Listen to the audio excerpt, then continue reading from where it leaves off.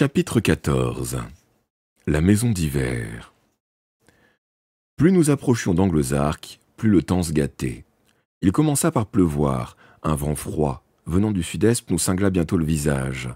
Les nuages bas, couleur de plomb, pesaient sur nos têtes. Puis le vent forcit, la pluie se transforma en grésil, la terre boueuse collait à nos bottes et nous avancions péniblement. Pour couronner le tout, nous traversâmes une lande marécageuse, couverte de mousse, au sol traître et spongieux. Je fais attention parce que j'entends des bruits derrière mon crâne.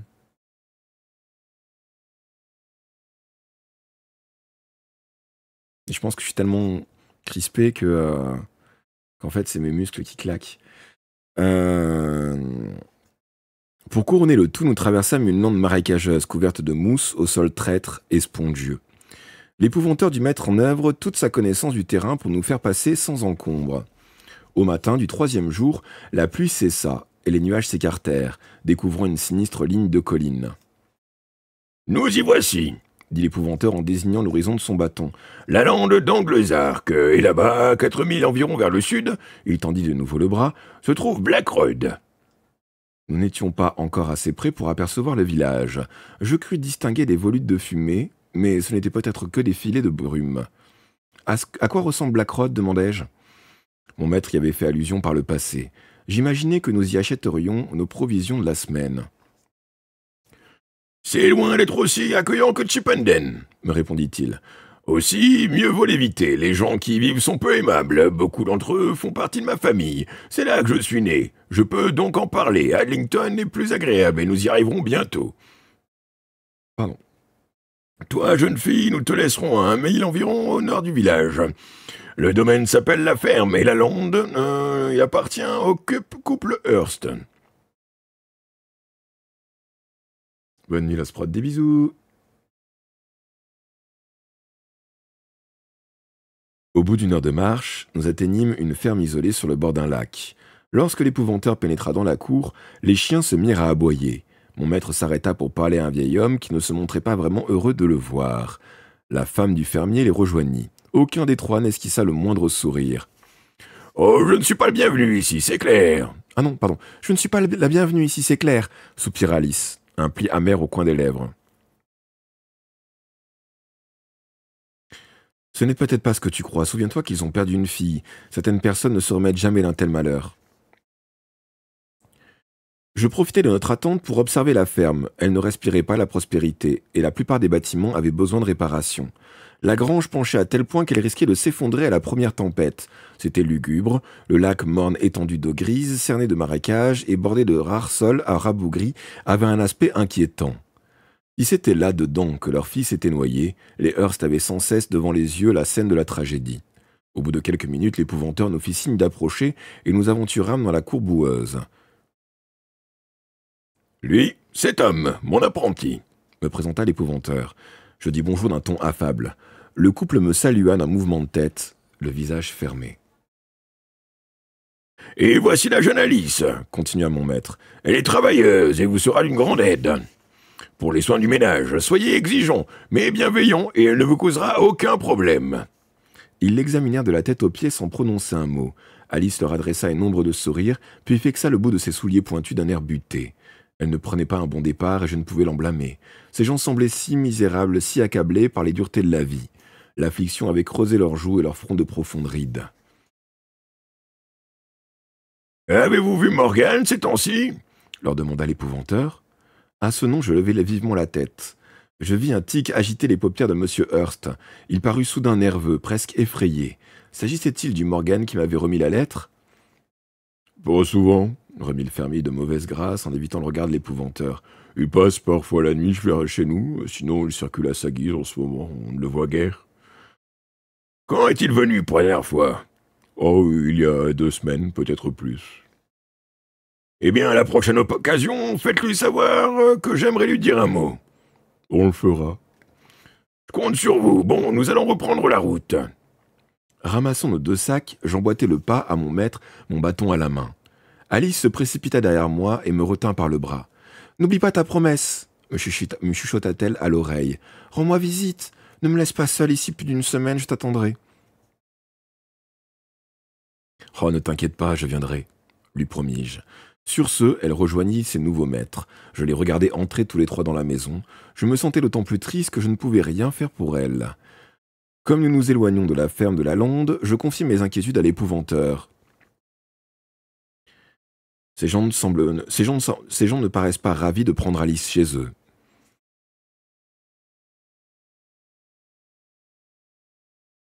C'est gentil, Avril, devine. Rani, pardon.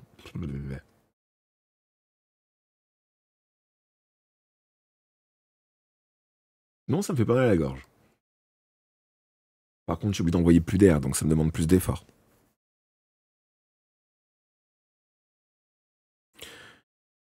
J'espérais qu'il m'assurerait du contraire. Or, il abonda dans mon sens. J'en fus surpris et choqué. « C'est exact, fit-il.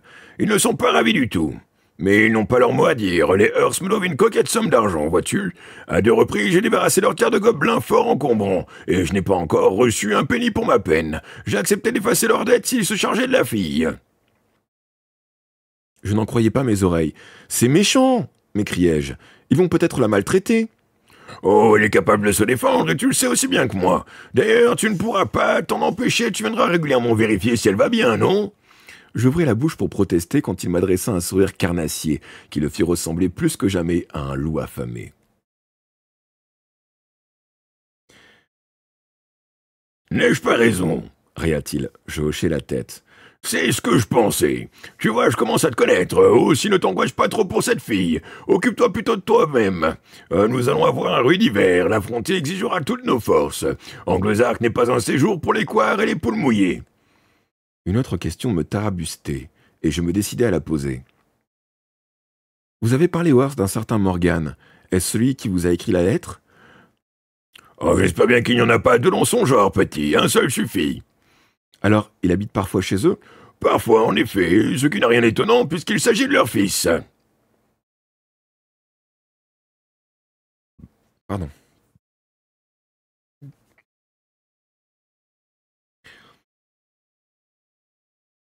Vous laissez Alice aux parents de ce Morgan? Me récriai-je abasourdi. Oui, et je sais ce que je fais. Allez, assez de controverses pour aujourd'hui, marchons. Nous devons arriver avant la tombée de la nuit.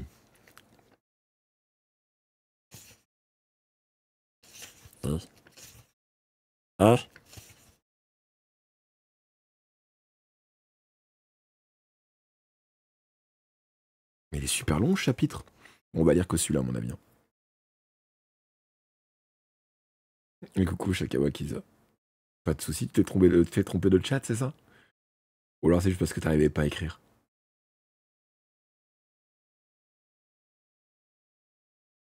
J'ai pas compris, Yoni.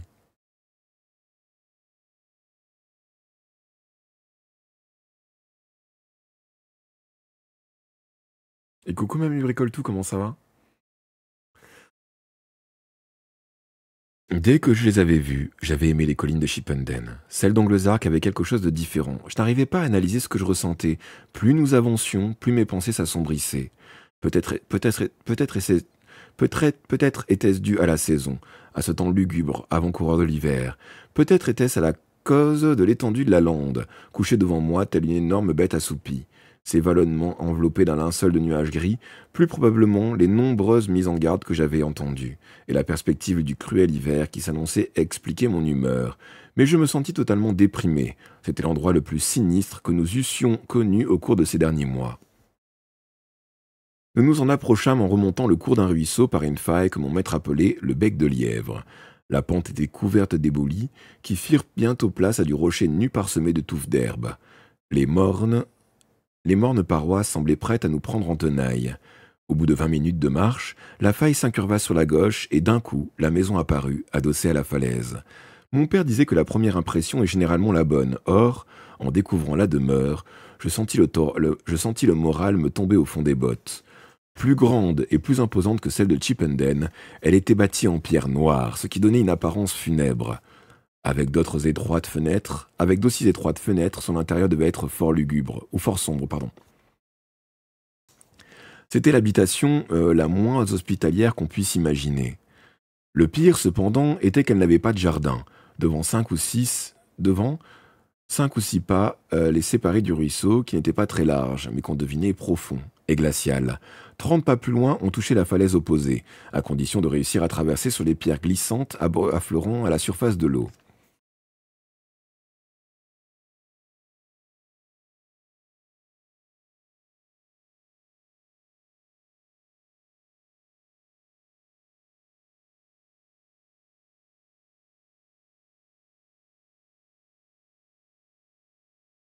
Aucun filet ne s'échappait de la cheminée, nous ne serions pas accueillis par un bon feu. Dans la résidence d'été, le gobelin domestique préparait toujours notre arrivée. Dans la résidence d'été, le gobelin domestique préparait toujours notre arrivée. Nous trouvions une maison chaude et un repas servi sur la table de la cuisine. Au-dessus de nos têtes, les parois de la faille se rejoignaient presque, ne laissant apparaître qu'une mine bande de ciel. Je frissonnais. Il faisait plus froid que sur les basses pentes de la lande, même en été. On ne devait avoir qu'une heure de soleil par jour, garde avantage. Je regrettais amèrement les bois, les champs, les hautes collines et le grand ciel de Chipenden. Là-bas, nous avions vu sur le monde. Ici, nous serions enfermés au fond d'un puits. Je jetai un coup d'œil anxieux vers les sommets de la faille, là où il tranchait le ciel. Si quelqu'un nous observait de là-haut, nous ne le saurions même pas. Eh bien, petit, nous y sommes. Voici ma maison d'hiver. De l'ouvrage nous attend. Alors, fatigué ou pas, devons nous y mettre.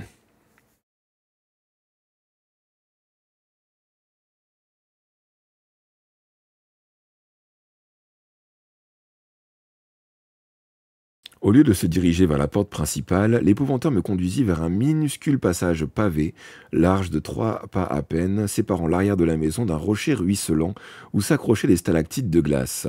Elles m'évoquèrent les dents du dragon dont parlaient les contes qu'un de mes oncles me narrait quand j'étais petit. Certes, dans la gueule du monstre cracheur de feu, ses dents seraient aussitôt devenues vapeur. En cet endroit glacial, elles devaient persister de longs mois. Ici, petit, me dit l'épouvanteur, on n'utilise que la porte de derrière. Il sortit de sa poche la clé fabriquée par son frère Andrew, le serrurier. Elle venait à bout de n'importe quel mécanisme pour peu qu'il ne soit pas trop compliqué. J'en possédais une semblable, elle m'avait été utile à plusieurs reprises. La clé tourna avec difficulté dans la serrure et la porte parut s'ouvrir à contre-cœur. Je pénétrai dans une entrée sombre, à frémir. Ayant appuyé son bâton contre le mur, l'épouvanteur tira de son sac une chandelle qu'il alluma. Il me désigna une étagère basse et m'ordonna d'y déposer nos sacs. J'obéis et plaçai mon bâton près de celui de mon maître avant de le suivre à l'intérieur.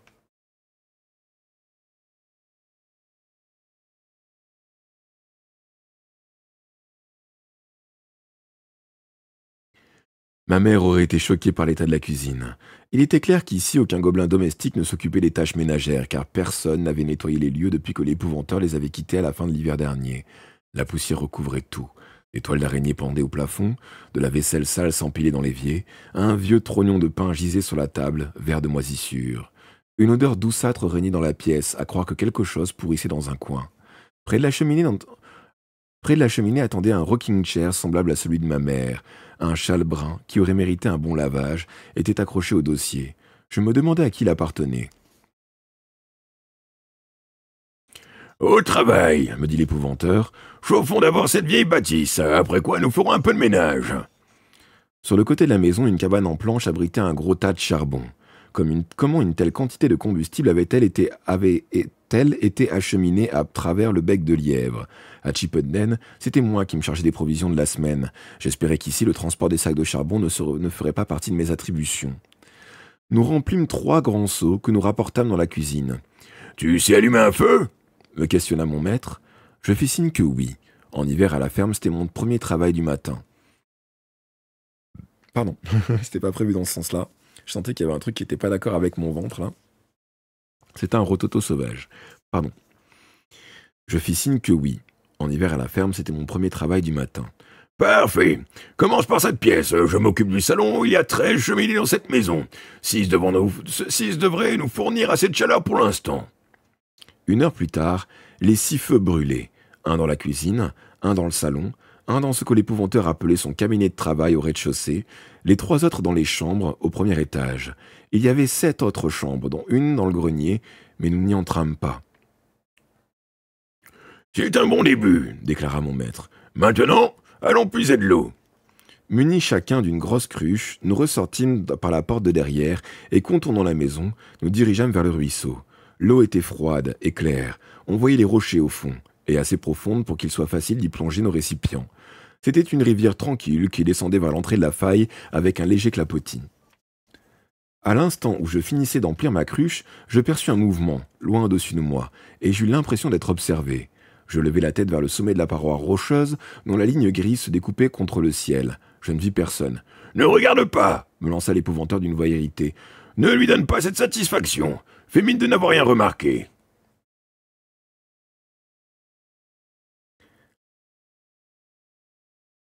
Qui était-ce l'interrogeai-je inquiet et tendu en le suivant vers la maison. « Oh, difficile de le dire.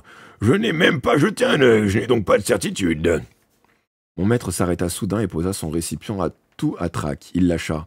« Que penses-tu de cette demeure ?» Mon père m'avait appris à parler avec franchise, et je savais que l'épouvanteur n'était pas homme à se vexer facilement. Aussi avouai-je. J'aurais du mal à vivre ici. Telle une fourmi coincée entre deux pavés, je préfère de loin votre maison à Chipenden. Moi aussi, petit, moi aussi. Nous ne sommes là que parce qu'il le faut. Cet endroit est une frontière, le seuil de l'obscur. C'est un sale coin pour y passer l'hiver. Il y a des créatures sur la lande dont j'aimerais mieux ne pas me préoccuper, mais si nous ne les affrontons pas, qui le fera ? Quelle sorte de créature demandai-je, me souvenant les paroles de ma mère et curieux d'entendre la réponse de l'épouvanteur. Oh, il y a des gobelins, des sorcières, des quantités de fantômes et de spectres, et les êtres bien pires encore. Les êtres comme Golgoth ? Oui, comme Golgoth. Ta mère t'a renseigné sur lui, je suppose. Elle y a fait allusion quand elle a su que nous allions à Anglezark, sans m'en dire grand-chose, à part qu'il se manifestait l'hiver. C'est exact, je t'en dirai davantage le moment venu. À présent, regarde ça, fit-il en désignant la cheminée. Dont les deux rangées de conduits circulaires laissaient échapper une épaisse fumée brune.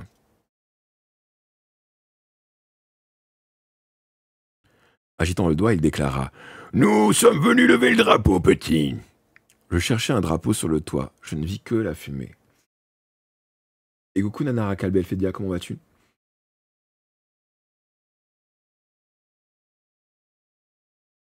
C'est la saga de l'épouvanteur, nous sommes sur le tome 3, là. Shakawakiza.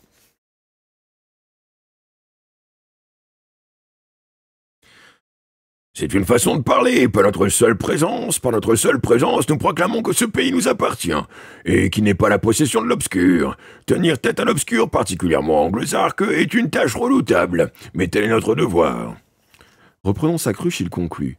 Quoi qu'il en soit, rentrons et mettons-nous au travail, ménage. Je passai les 2 heures suivantes à récurer, balayer, astiquer, et à battre les tapis qui dégageaient les nuages de poussière. Enfin, après que j'eus lavé et essuyé la vaisselle, l'épouvanteur m'envoya faire les 3 lits dans les chambres du premier. Les 3 lits ? Répétai-je, craignant d'avoir mal compris. Oui, les 3. Et quand tu auras fini, tu feras bien de te décrasser les oreilles. Va, ne reste pas balayer au corneille, là, nous n'avons pas toute la journée.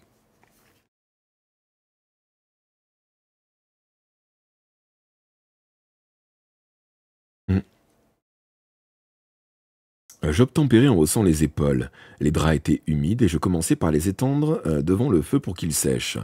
Ma tâche terminée, je descendis, épuisé.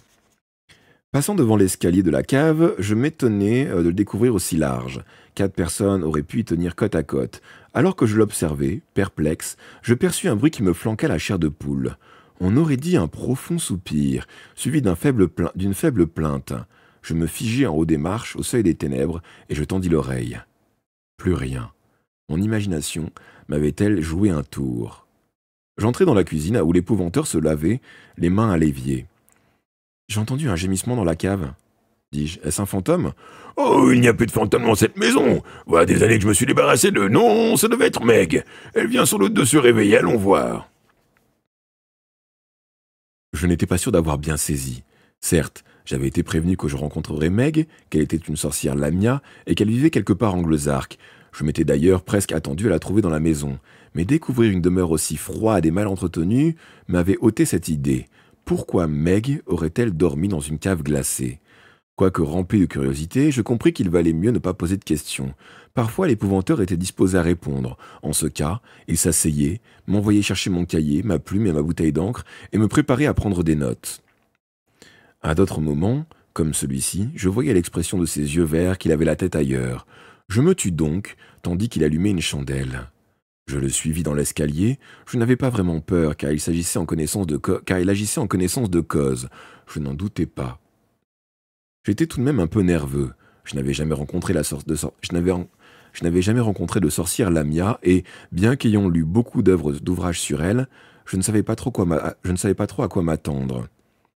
Comment Meg avait-elle survécu dans le noir et le froid, un printemps, un été et un automne? Qu'avait-elle mangé? Des limaces, des vers, des insectes et des escargots, comme les sorcières que l'épouvanteur enfermait dans un puits? Après un coup de l'escalier, une grille de fer nous bloqua le passage. L'épouvanteur sortit une clé de sa poche et l'introduisit dans la serrure. Ce n'était pas celle qu'il utilisait d'ordinaire. C'est une serrure compliquée? Voulus-je savoir. En effet, petit. Au cas où tu en aurais besoin, sache que je laisse cette clé en haut de la bibliothèque, près de la porte, dans mon cabinet de travail. La grille produisit, en s'ouvrant, un puissant grincement métallique qui résonna longuement entre les pierres et des murs, comme si la maison tout entière avait été une énorme cloche. Le fer empêche la plupart d'entre eux de franchir cette limite, expliqua l'épouvanteur. Si toutefois ils y réussissaient, nous serions bientôt aussitôt avertis pour leur affût. Cette porte est plus efficace qu'un chien de garde. Qui ça, eux? Et pourquoi cet escalier est-il aussi large? Chaque chose en son temps, répliqua sèchement mon maître. Les questions et les réponses viendront plus tard. Occupons-nous d'abord de Meg. Alors que nous descendions, j'entendis de faibles bruits venant des profondeurs, et il y eut un grondement accompagné d'un léger grattement qui augmentèrent ma nervosité. Je compris que la maison avait plus de sous-sol que d'étages. À chaque coude de l'escalier, une porte en bois était incrustée dans le mur. Au troisième, nous arrivâmes sur un palier comprenant 3 portes. L'épouvanteur s'arrêta devant celle du milieu et se tourna vers moi. Attends-moi là, petit. Meg est toujours un peu agitée quand elle se réveille. Donnons-lui le temps de s'accoutumer à ta présence. Sur ces mots, il me tendit la chandelle, fit jouer sa clé dans la serrure et pénétra dans l'obscurité, refermant la porte derrière lui.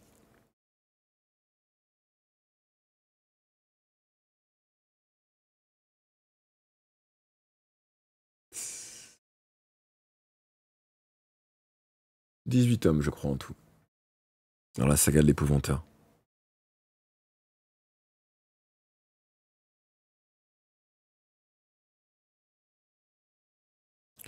Je restai là pendant 10 bonnes minutes. Je n'étais pas rassuré, seul dans ces escaliers sinistres.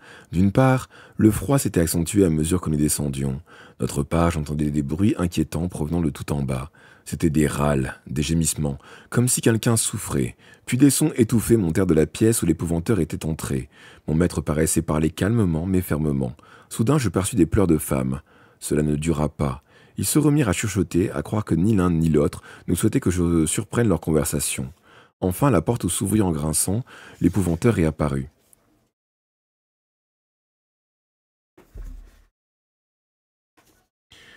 « Voici Meg, dit-il en s'écartant, de sorte que je puisse voir la femme qui le suivait. Elle te plaira, petit, c'est la meilleure cuisinière du comté. » Meg m'examina de la tête aux pieds, l'air surpris.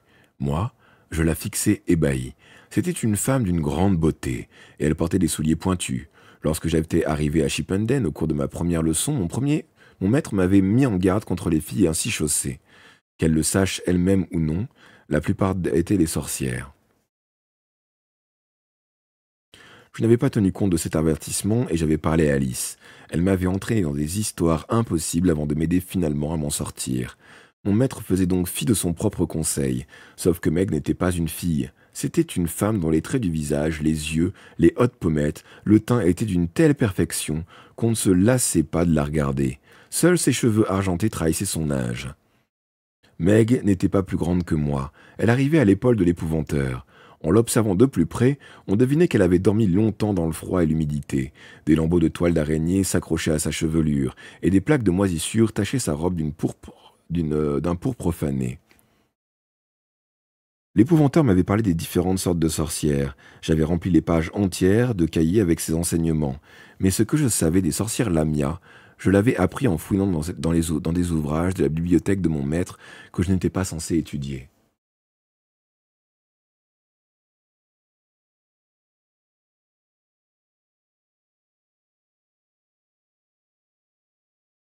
Les sorcières Lamia viennent d'au-delà des mers.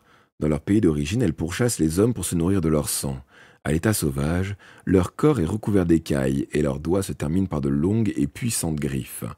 Elles peuvent se métamorphoser lentement, et plus elles sont en contact avec les hommes, plus leur apparence devient humaine. Elles finissent par devenir des lamias domestiques, qui ressemblent à des femmes, à l'exception d'une ligne d'écailles vertes et jaunes le long de leur colonne vertébrale. Certaines cessent même d'être des pernicieuses, pour devenir des bénévolantes. Était-ce le cas de Meg? Était-ce pour cela que l'épouvanteur ne l'avait pas enfermée au fond d'un puits comme il l'avait fait pour Lizzie l'osseuse? Meg, reprit mon maître, voici Tom, mon apprenti. C'est un bon garçon, hein, je pense que vous vous entendrez. Meg tendit le bras vers moi. Je crus qu'elle voulait me serrer la main. Or, à l'instant où nos doigts se touchaient, elle eut un brusque mouvement de recul, comme si elle s'était brûlée, et je lus de l'inquiétude dans ses yeux. « Où est Billy ?» demanda-t-elle. « J'aimais Billy. » Sa voix était aussi douce que de la soie. Sa voix était aussi douce que de la soie, était chargée de perplexité. Sa voix, virgule, aussi douce que de la soie, était chargée de perplexité. Elle parlait de Billy Bradley, le précédent apprenti celui qui était mort. « Billy est parti, Meg, répondit l'épouvanteur avec bienveillance. Je te l'ai déjà dit, ne t'inquiète pas pour lui, la vie continue, tu vas t'accoutumer à Tom à présent. C'est un autre nom à retenir, gémit Meg. Pourquoi faire tant d'efforts alors que ces garçons restent si peu de temps? On m'envoya chercher de l'eau à un ruisseau. Je dus faire une douzaine d'allers et retours avant que Meg se déclare satisfaite. Elle mit l'eau à bouillir, et je fus déçu en comprenant que ce n'était pas pour cuisiner. J'aidai l'épouvanteur à porter dans la cuisine une grande baignoire en fer et à la remplir d'eau chaude. « Retirons-nous, me dit-il. Laissons à Meg un peu d'intimité. Elle est restée des mois dans cette cave, elle désire se laver. » Je me fis la réflexion que, s'il ne l'avait pas enfermée en bas, elle aurait pu garder la maison en état pour son retour chaque hiver, ce qui entraîna une autre question. Pourquoi l'épouvanteur n'emmenait-il pas Meg avec lui dans sa résidence d'été? «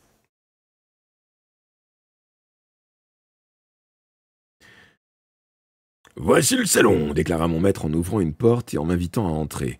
Nous y discutons et nous y recevons ceux qui viennent quérir notre aide. » Avoir un salon est une ancienne tradition du comté. C'est la plus belle pièce de la maison, aussi élégante que possible, que l'on utilise rarement car il faut la garder propre et rangée pour accueillir les visiteurs. À Chipenden, l'épouvanteur n'avait pas de salon. Il préférait tenir les gens loin de chez lui. Voilà pourquoi il devait s'arrêter au carrefour. Sous les sols, sonner la cloche et attendre. Apparemment, les règles étaient différentes ici. À la ferme non plus, nous n'avions pas de salon. 7 garçons, cela fait une grande famille. Autant nous étions tous à la maison, chaque espace était utilisé. D'ailleurs, maman, qui n'était pas originaire du comté, trouvait qu'avoir un salon était une drôle d'idée. À quoi cela sert-il si on n'y va presque jamais? Disait-elle toujours. Les gens n'ont qu'à nous parler de là où nous sommes. Les gens n'ont qu'à nous parler... Attends, c'est ça. Les gens n'ont qu'à nous parler là où nous sommes.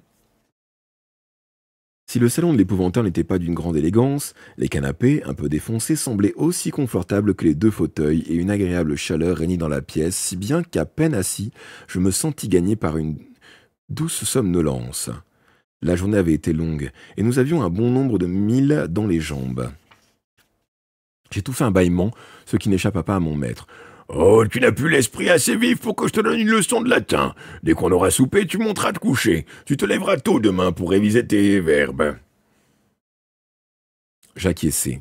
« Encore une chose, » dit-il en ouvrant un placard près de la cheminée.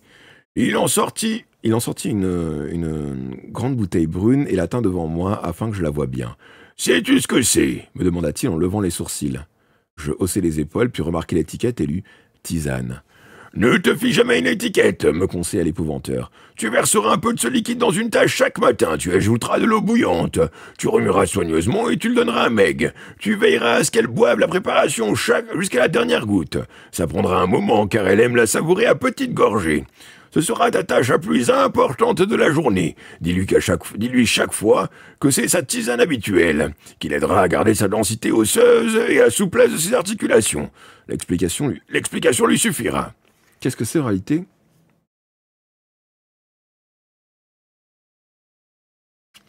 L'épouvanteur ne répondit pas tout de suite.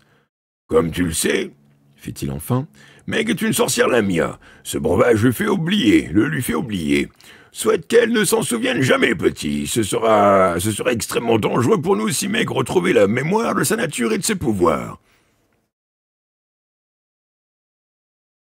C'est pour cette raison que vous l'enfermez à la cave et que vous la tenez éloignée de Chipenden? Oui, j'assure ainsi la sécurité de tous. Et je ne peux laisser personne se douter qu'elle est ici. Les gens ne comprendraient pas. Certains, dans le coin, savent de quoi elle est capable. Comment a-t-elle survécu si longtemps sans manger? À l'état sauvage, les sorcières lamas peuvent se passer de nourriture pendant des années, se contentant d'insectes, de larves, d'un rat de temps à autre. Même lorsqu'elles deviennent domestiques, rester des mois à jeun ne leur pose pas de problème. Meg n'a pas souffert, une forte dose de cette potion la fait dormir et lui procure également de nombreux nutriments. Quoi qu'il en soit, petit, je suis sûr que tu l'aimeras. C'est une excellente cuisinière, tu t'en apercevras bientôt. De plus, elle est organisée, méticuleuse. Elle fait briller ses casseroles comme si elles étaient neuves, et les empile avec soin dans le buffet. Quant aux couverts, elle les range dans le tiroir, les couteaux à gauche, les fourchettes à droite. Je me demande ce qu'elle aurait pensé du bazar qui régnait... Alors, je me demandais ce qu'elle aurait pensé du bazar qui régnait dans la maison à notre arrivée. Peut-être était-ce pour cela que l'épouvanteur avait voulu tout nettoyer avant de la libérer. Bien, assez bavardé, va voir ce qu'elle fait.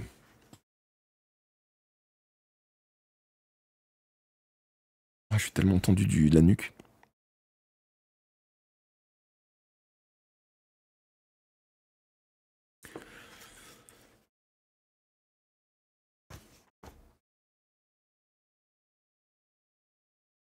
Il y a beaucoup de gens qui viennent dormir ici, hein, Avril Dranil.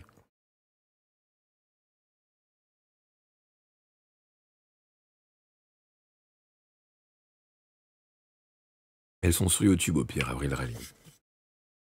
Il y a de quoi faire déjà sur YouTube, en termes de livres audio. T'as déjà plusieurs bouquins disponibles. Et on essaie d'en faire à peu près toutes les nuits à cette heure-ci, quoi.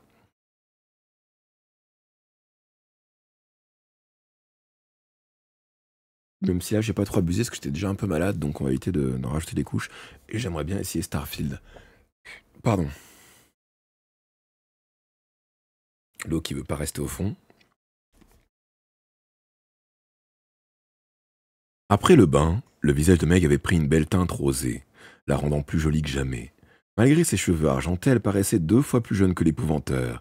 Elle portait à présent une robe propre, du même brun que ses yeux, attachée dans le dos par une rangée de petits boutons blancs qui avaient tous l'air d'être en os. Cette idée me mit mal à l'aise. Si tel était le cas, d'où ces os venaient-ils?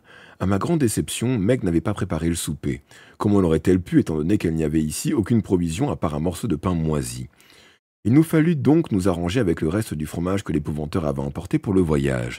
C'était un bon produit du comté à la pâte friable, d'un appétissant jaune pâle, mais il n'y en avait pas assez pour rassasier 3 personnes d'affamés. Nous étions assis autour de la table, mâchant chaque bouchée longuement pour la faire durer. La conversation languissait, quant à moi, je ne songeais qu'au petit déjeuner. « Dès qu'il fera jour, j'irai faire les courses pour la semaine, déclarai-je. Devrais-je aller à Lington ou Blackrod ? Oh, tiens-toi à l'écart de ces 2 villages, petit, me recommanda l'épouvanteur. Surtout de Blackrod. Tu n'auras pas à t'occuper de ça pendant notre séjour ici. Cesse de t'inquiéter, ce qu'il te faut, c'est une bonne nuit de sommeil. Va te remettre au lit et dors bien. Meg et moi avons à discuter. Ah, devrait y en avoir, si Yoni. Mais bon, pour l'instant, ils m'ont pas repéré, donc on va dire que je passe sous les radars.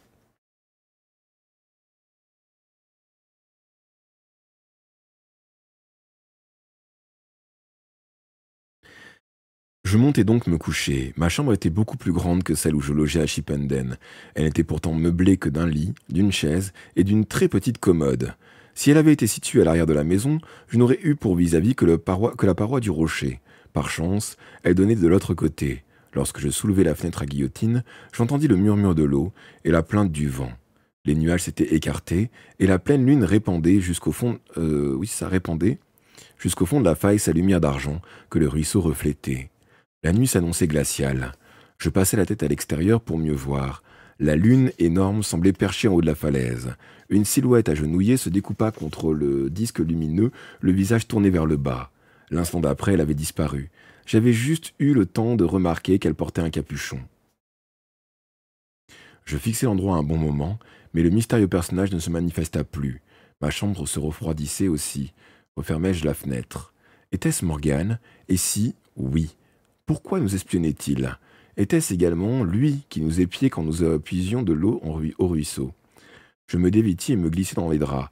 Malgré ma fatigue, j'aurais du mal à trouver le sommeil. La vieille maison craquait et gémissait. J'entendais des tapotements au pied de mon lit. Ce n'était probablement qu'une souris courante sous les lattes du plancher.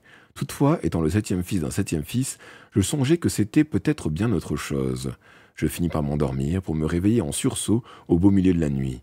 Je restai allongé, immobile, me demandant avec inquiétude ce qui avait pu m'éveiller si brusquement.